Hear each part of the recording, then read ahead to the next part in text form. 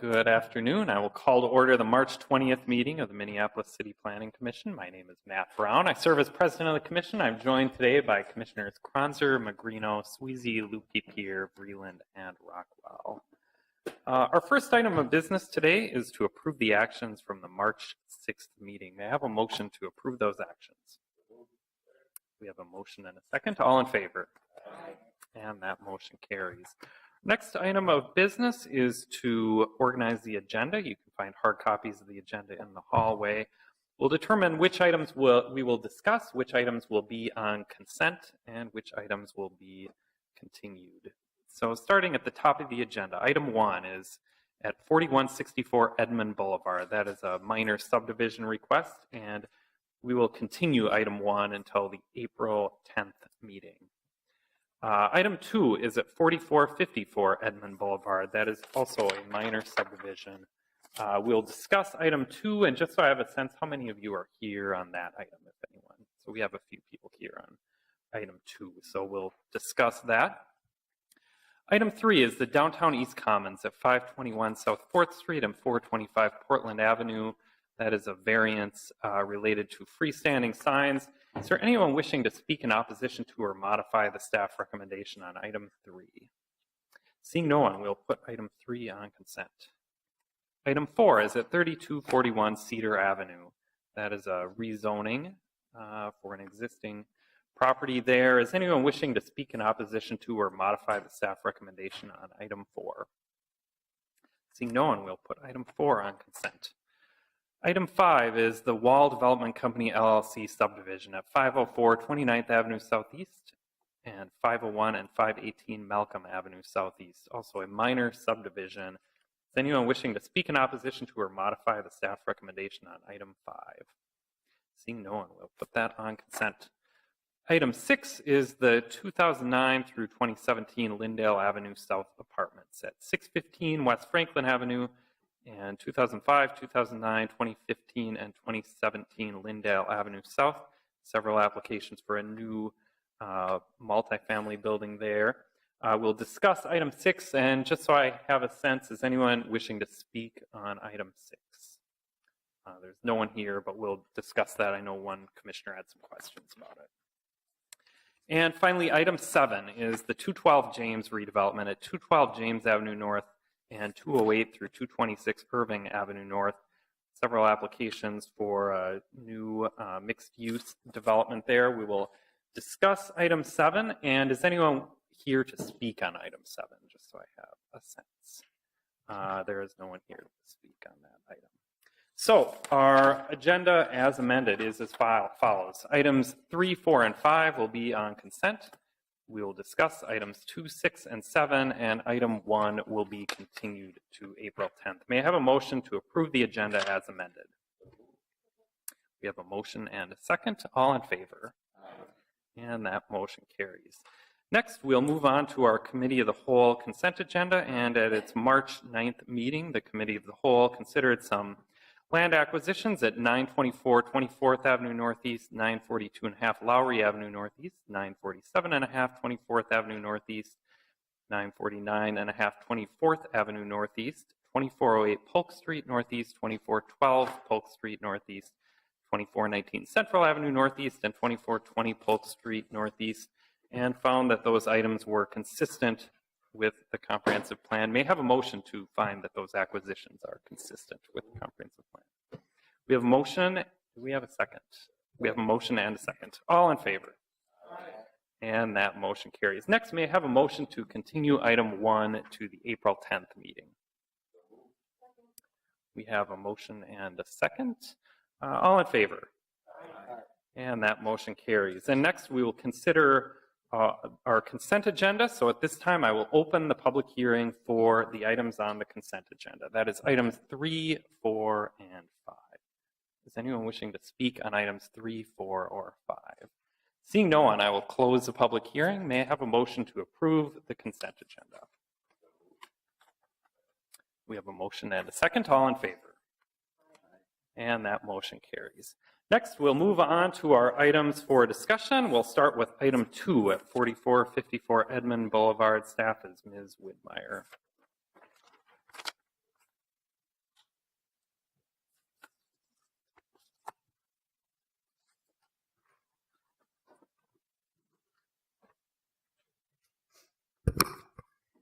Good evening. The subject property, 4454 Edmond Boulevard, contains a single-family dwelling. It is currently zoned R1A with the Shoreline Overlay District and is also located in the Mississippi River Critical Area Overlay District.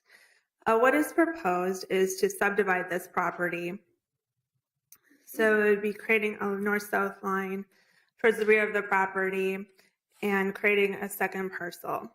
And so the two parcel sizes, one would be slightly under 15,000 square feet, and the other one is about 5,600 square feet. So on the larger parcel, the existing house is proposed to remain, and then on this new parcel, a new single-family home would be constructed. So the application that is required for this proposal is a minor subdivision, and that is because the proposed new lot line would not align with an existing underlying platted lot line, which goes east-west. But also they are asking for a variance of the subdivision design standards. And this specific request is to reduce the average minimum lot size requirement that is established by the surrounding lots within 350 feet, including the subject site. So for this application request, staff is recommending approval, and that is because all findings have been met. So looking at the findings, we did find that the proposal is conformance with the zoning code requirements and the comp plan policies. As I mentioned, part of this first finding is addressing whether or not it complies with the subdivision ordinance.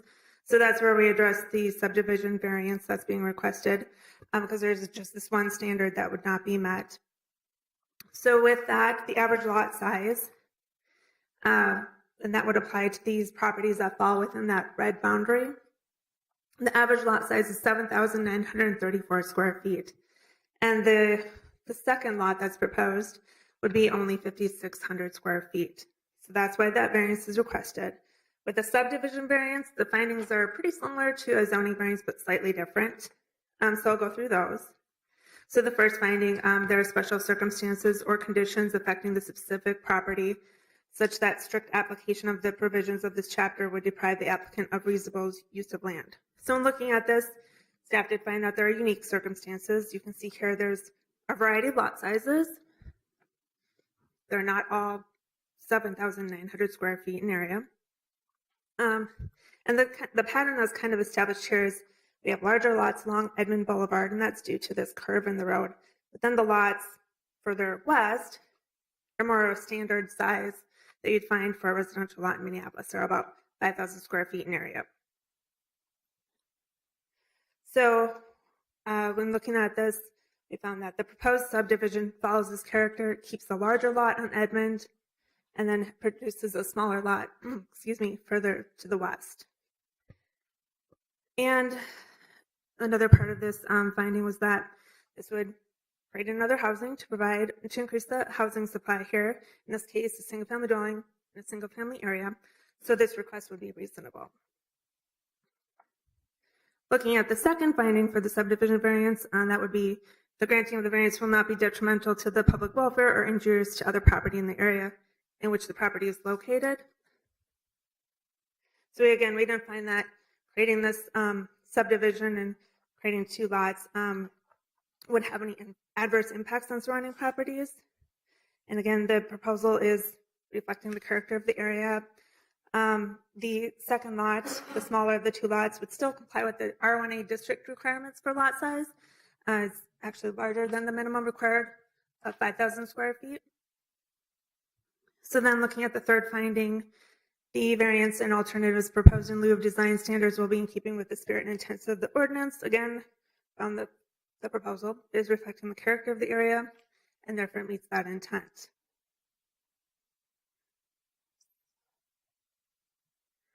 And then so continuing on with the subdivision findings, the remaining findings, we found that it was not expected to have any adverse impacts on the surrounding area again.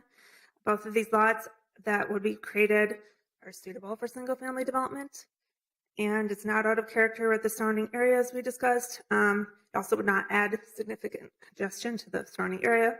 Your single-family home would have minimal impacts there. Also, there would not be any significant impediments to developing this site. Creating the two lots, the site is relatively flat, not prone to any hazards such as flooding or erosion. There would be sufficient access for both of these lots. The larger of the two lots already has a garage with access out to Edmond that would remain. The second lot has access to a public alley, so it has sufficient access there. And another thing to note, this site is already a reverse corner lot. So we do have the adjacent lot to the west fronts on 45th Street, while the lot to the north fronts on Edmond. So we already have a front yard requirement on both sides. That's not something new that's being created. And then lastly, we didn't identify any stormwater runoff issues that would be created with the construction of a new single-family home. So again, having found that all these findings were met, we recommended approval. And that concludes my presentation. I can take any questions. All right, commissioners, are there any questions of staff? Hearing none, at this time I'll open the public hearing on this item. I'd like to ask the applicant to speak first, if the applicant is here. So if you don't mind, come to the microphone and please state your name and address for the record. Hi, Catherine Swope, 4454 Edmond Boulevard. I'm one of the homeowners. All right, and is there anything you'd like to add to the staff presentation?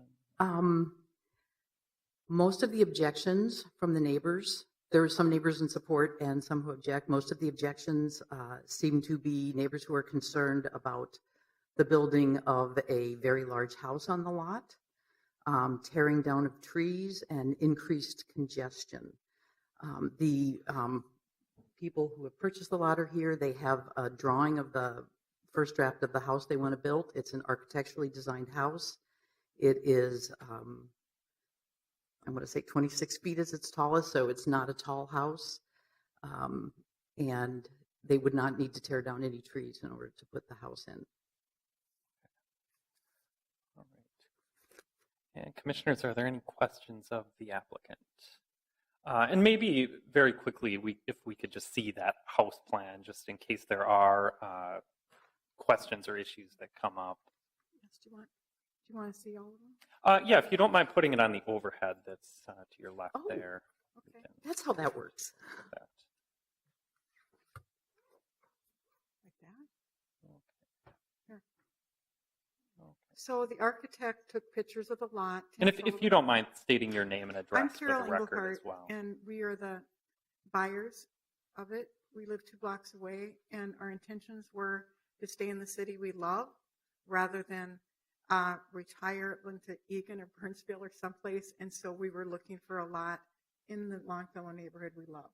So we were thrilled when this came up because we want to have one level living as we age. We have a multi-level mid-century modern house now that we would put on the market if we complete this. So we had an architect we are really, really conscientious of neighbors and environment and eco-friendly, and so we really wanted to make it look like it always been there. Whenever we've done remodeling projects, that's what we've done too, is make it look like it's always been there. So that was our intention, and so Tim Sullivan is the architect, and it will be pretty close to looking like this. And it's it's not a big house at all. Thank you. And if I could add Yeah. one thing, we had multiple offers, and in fact, in the 20 years we've lived there, we've had many people stop and make offers to buy the house, the back lot. The reason that we wanted to sell to these buyers is specifically because they were committed to building an ecologically friendly profile, architect design profile house that would fit in with the neighborhood. All right. Thank you. And next we can move on to some other speakers. I know there are at least a few of you who are here, so you can decide who goes first and come to the microphone and state your name and address for the record.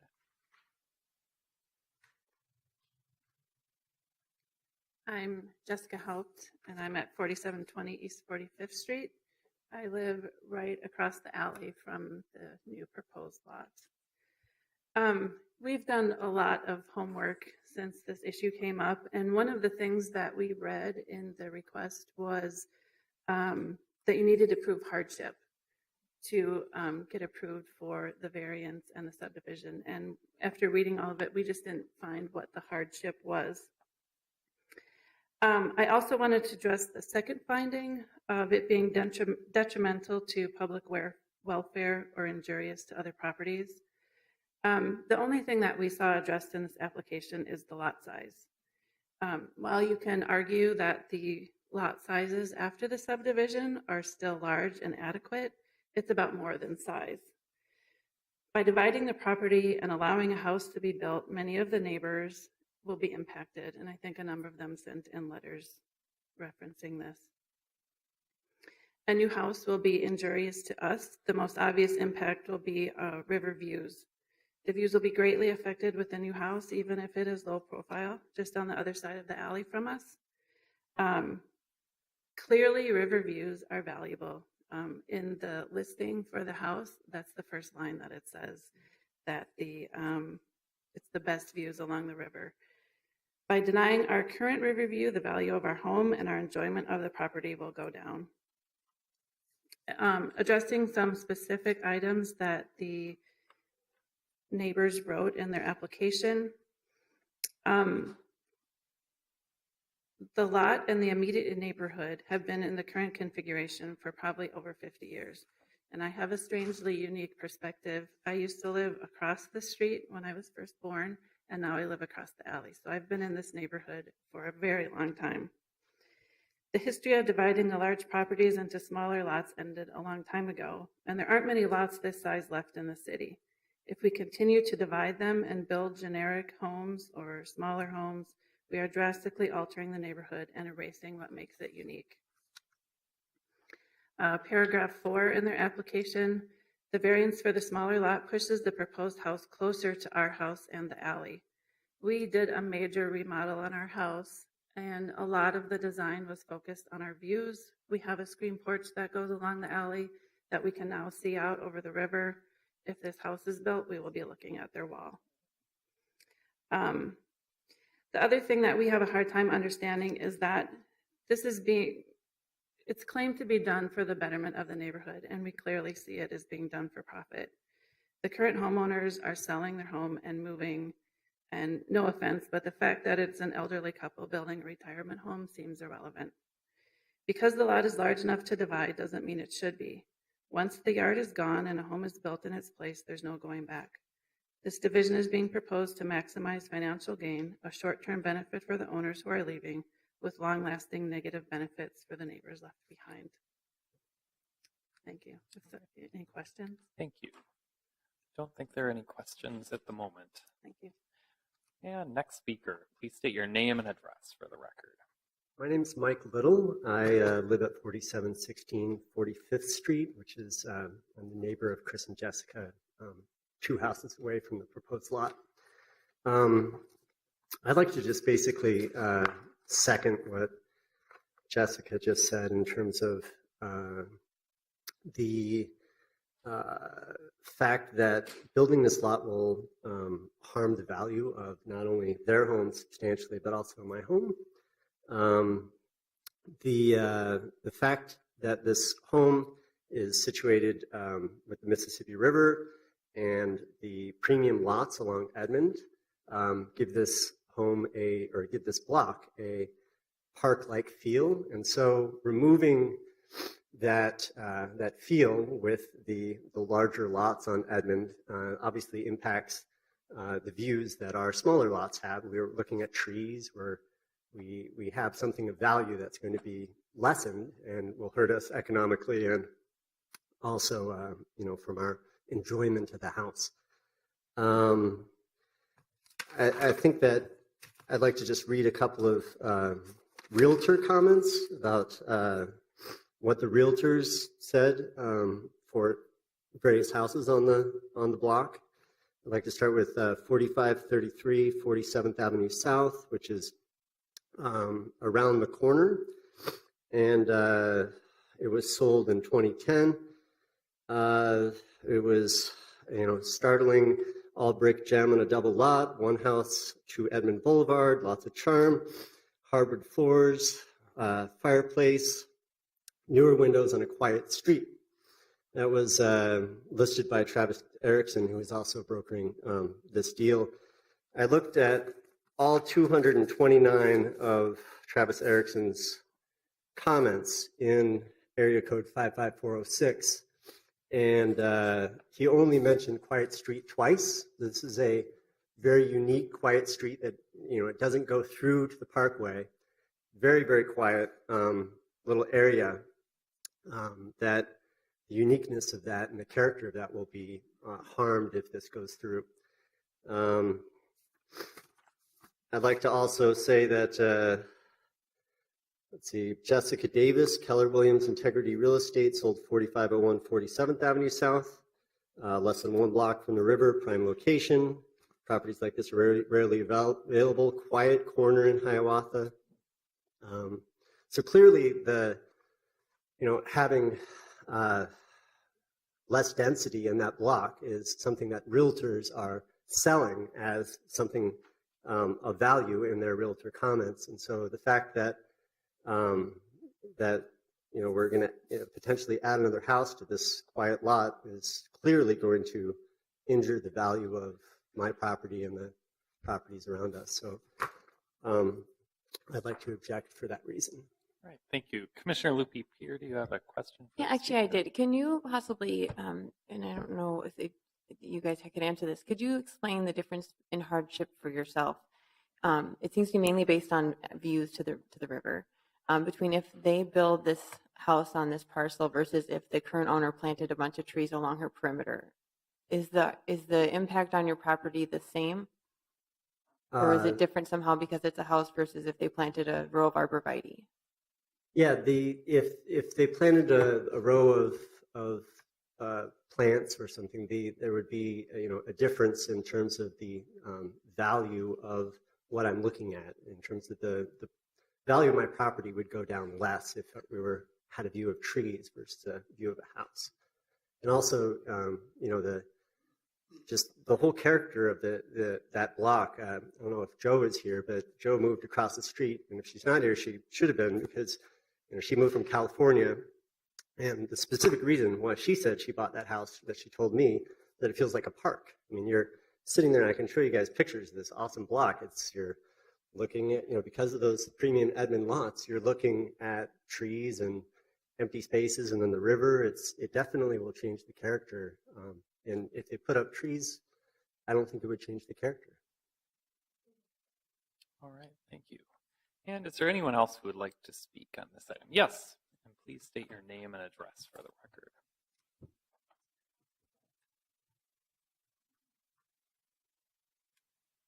Hi, my name is. You can stand at the center microphone. That might be easier. My name is Chris Helpt, and I live at 4720 East 45th Street, just adjacent to the property we're speaking of. My wife Jessica spoke earlier, and my next door neighbor Mike just spoke. I do have a couple of concerns about this proposal, and they're directly related to the rules for minor subdivision applications. Rule number 2 states the subdivision will not be injurious to the use and enjoyment of other property in the immediate vicinity. I am in the immediate vicinity of this property. Travis Erickson, who is brokering this deal for the homeowners, pointed out that the River Parkway view is the best along the river in the homes listing this fall, and I have a copy of it here. It's the first line, best view along the Mississippi River. So obviously there is a value to that view. I have that view. I can see the river from my second floor. I can see the parkway from all my first floor windows that face east. So there's a value in that. So this is obviously going to be injurious to my use of this space. The code specifically says it can't be approved if it's going to be injurious to the use and enjoyment of the property. I do have an issue with a couple of variance rules. One of the variance rules says practical difficulties exist in complying with the ordinance because of circumstances unique to the property. The unique circumstances were not created by persons presently having an interest in the property and are not based on economic considerations alone. There are two parts to this. The first is this property was subjected to a large lot analysis, and those findings determined that the minimum size for the new lot must be significantly larger than the normal city lot of 5,000 square feet. The homeowner's assertion that the lot sizes are skewed simply because they face Edmond Boulevard is without merit. This is not a hardship. It's simply a fact that this Edmond Boulevard property is larger than most. Large lot rules were written for a reason, to simply say that other homes within the 350-foot radius of this property are smaller, and that warrants a disregard of the written rules is not a valid argument. A variance that reduces the required lot size, as required by city laws, by over 2,300 square feet is simply outrageous. The second part of this variance issue that I have is that there are no difficulties that exist to comply with this ordinance. The only reason for the variance, and one which the homeowner specifically told me, is to maximize their financial gain. By seeking to minimize the new lot size, she will in turn maximize the existing lot, thereby making the sale more attractive to potential buyers. That home, which was listed this past fall for over $800,000, will be easier to sell if there's a large backyard. She will have a much harder time selling an expensive home with a smaller yard. As a result, she may have to lower the asking price, thereby decreasing her financial gain. The code specifically says that a variance can't be sought based on economic considerations alone. The second issue I have with the variance findings is Part 3, which states the proposed variance will not alter the essential character of the locality or be injurious to the use or enjoyment of the other properties in the vicinity. It does both. The variance would alter the essential character of this locality. By subdividing the lot, the parcel to the east fronting Edmond Boulevard would not be in keeping with the rest of the block. Every single lot on that block has a very deep yard. The depth of the lot must be considered along with its width. And this variance would be injurious to the enjoyment of other property in the vicinity, specifically ours. The value of our River Parkway view, which was stated by the homeowner's realtor as a very good selling point, will be irreparably harmed. I think it's interesting to note that the homeowners are also moving. So the effect of the lot split does not affect them. They lived there for 20 years without a home in their backyard. And as she stated before, throughout the years, people have approached them about putting a house on the back lot, which isn't really a lot, it's their backyard. And it's interesting to note that they haven't taken any action on it in 20 years, but now that they're moving, they want to sell that parcel of land separately. Thank you for your time, and I respectfully ask you to vote no on this proposal. All right, thank you. Is there anyone else wishing to speak on this item? Yes, please state your name and address for the record. My name is Ken Engelhard. I'm one of the proposed buyers of the land along with my wife, Carol. My understanding of the history of this neighborhood is that the three homes directly to the west of us have been treated in the same fashion, that they were subdivided, and the home immediately to the west of us actually was expanded. So all we're asking is to be treated as fairly as the three homes directly to the west of us that were already subdivided, which is what we're asking. Second issue of traffic, it's a little hard for me to imagine how Carol and I, in moving into this neighborhood, will substantially increase the traffic flow. 2 people added to the neighborhood. I mean, that's a little outlandish. So why should we be treated differently than the other people in the neighborhood who have already done the same thing we're asking to do? All right, thank you. And is there anyone else who would like to speak on this item? Yes, please state your name and address for the record. Travis Erickson. I'm a real estate agent. I'm helping Kathy and Scott with the sale of the property in this lot. I wanted to just kind of address I don't know if you've seen the letters that were sent in, but We have. just some of the concerns that were mentioned on there. There seems to be 4 main themes. One is a loss of green space for the neighbors, loss of view, congestion and safety, and just preserving the 4450 Edmond Boulevard and the lot together. And so definition of green space on the EPA's website is an open piece of land that is undeveloped, has no buildings or other structures, and is accessible to the public. Open space can include schoolyards, playgrounds, public seating areas, and public plazas. It's a homeowner's property. It's not necessarily public space.